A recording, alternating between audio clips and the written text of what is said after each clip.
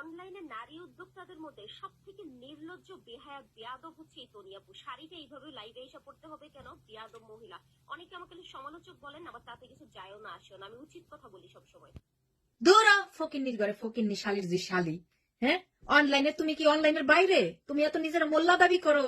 হ্যাঁ, মেকআপ পরো না কেন, মুখোশ পরো না কেন? হ্যাঁ, কেউ একটু ভালো থাকলে, কেউ একটু কারো ফিগার একটু সুন্দর হইলেই, কেউ একটু হ্যান্ডসাম হইলেই তারা নিয়ে একটা গিবাদ দেওয়া শুরু করো। আর তোমাকে সাপোর্ট করবে তারাই যারা তনি এবং আমাদের মতো মানুষকে নিয়ে হিংসা করে, যারা তাদের নিজেদের মতো করে উৎফুল্ল ভাবে চলতে পারে না। ফকিন্নি জানি গুনানকার। তুই যদি তনির জায়গায় যাস, তুই ওইভাবে কাপড় পরস, ড্রেস পরস, তোর তো পুরো ফকিন্নির রং দেখা যাবে। কারণ তোর যে বোটকাটটা প্যাট, আগে ফিগার মেনটেন কর।